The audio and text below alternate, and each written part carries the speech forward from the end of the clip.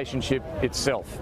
Josh Frydenberg is one of the ministers represented here in China at the moment. He's the resources minister, and while we are transitioning away from a resource-based trade, it is still a very important part of our trade relationship. And I spoke to Josh Frydenberg after that lunch at the Shanghai Expo Centre about how he sees this relationship unfolding. Josh Frydenberg, thanks for your time. We're here in China, of course, at a time when, as the Prime Minister has been saying, we are shifting in our trade relationship, transitioning away from a reliance on resources to services in particular. But what role do resources still play in this trade relationship? Well, China is our most important market for resources and energy. More than a third of our exports of those commodities come here to China. It's worth more than $65 billion a year.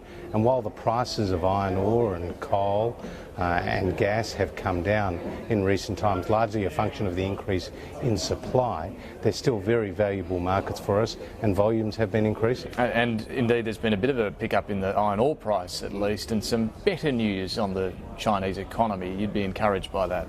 Well, the Chinese economy continues to grow.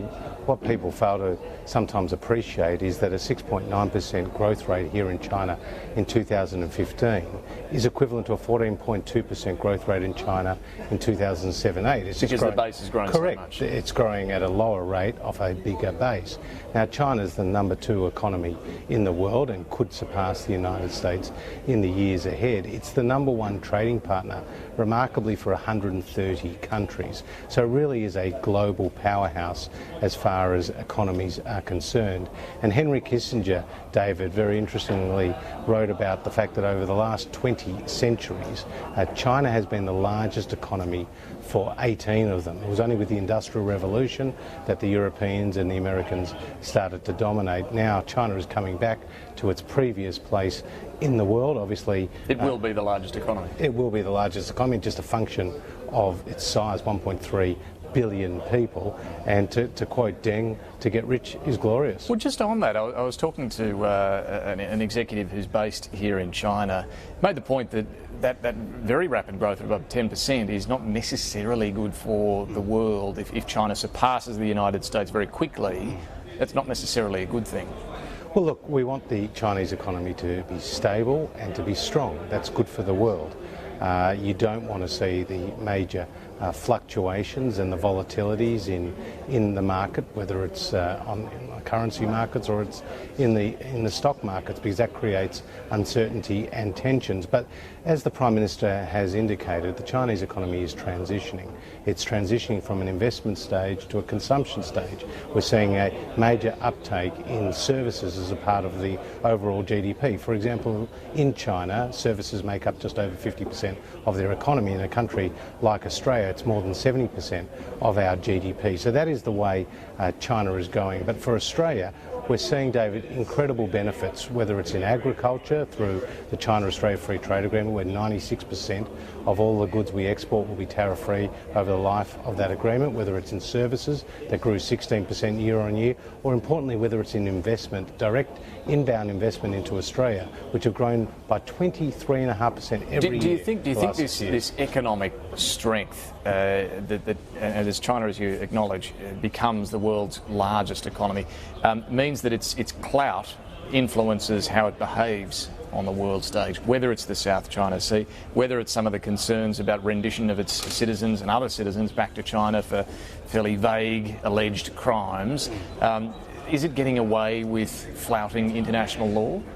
Look, everybody expects China, like every other country in the world, to be a responsible stakeholder, to quote Bob Zoellick, a former Deputy US Secretary of State. And it's important that that is the case, and Prime Minister Turnbull has made that clear many times publicly. Well, he said in his speech here today that China's long journey towards open markets and rule of law will be worth the challenges along the way. What do you think he means there?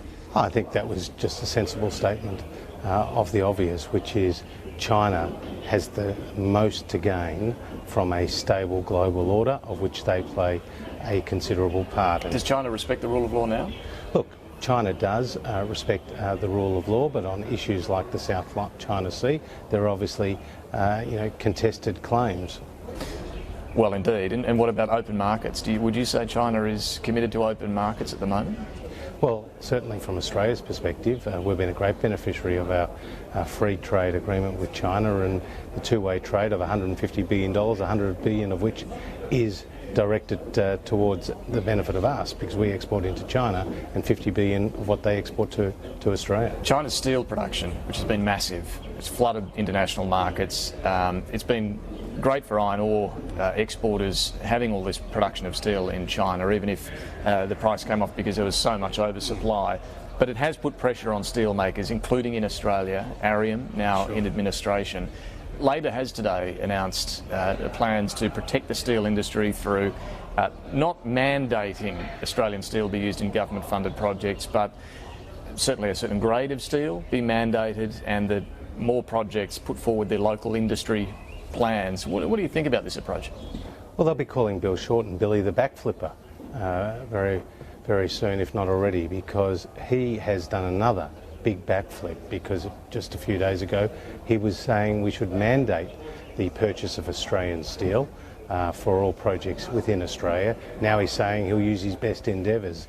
These are statements that he's just making without understanding the context of what is actually happening in global steel markets, as well as the fact that his policy of mandating the acquisition of domestic steel would mean that prices would go up because it will remove the competitive tension, David, from the process by just allowing one supplier to gain direct But he's not access. saying that anymore. He's not saying mandate. He's saying certainly require a higher grade of steel, but then also require industry participation plans from these projects. Well, he's just whispering sweet nothings into the ears of the workers there, because we've actually done concrete things to improve the situation domestically. We've strengthened the anti-dumping measures, and we've brought forward projects which would involve the major acquisition of steel, like the Adelaide to Tarcoola rail extension, which will mean 72,000 tonnes of steel which will need to be purchased, and obviously Arium in a good position to win that contract. But there's a broader point here, which is Bill Shorten's backflip is not the first, and it won't be the last. He flipped on banks when one minute he was voting against a Royal Commission, and the next minute he's calling for a Royal Commission. He's backflipped on boats because he said he was against turnbacks. Now he's for turnbacks. He backflipped on the CHAFTA arrangement. He was against the China-Australia Free Trade Agreement. Now he says he's for it. Today he's done it on steel. And there is a real penetrating question here as we lead into the election. If Bill Shorten doesn't know what he believes in, how can the Australian people believe in him? Well, I guess we could talk about where the government's shifted its emphasis and position from GST to bracket creep and other areas as we approach the budget. But in politics, surely change isn't always a bad thing.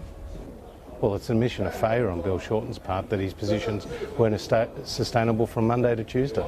If you arrive at a better position, though? Well, it just shows that he's making policy on the run. We've seen it, for example, on the negative gearing and the capital gains tax policies he's put forward. Under the guise of a housing affordability scheme, he's going to stifle the entrepreneurship and investment we need in this country. He says he wants to put more taxes on negative gearing. Well, as you know, that will drive down house values and drive up rents. Josh Frydenberg, we'll have to leave it there. Thanks for joining us. Nice to be with you, David.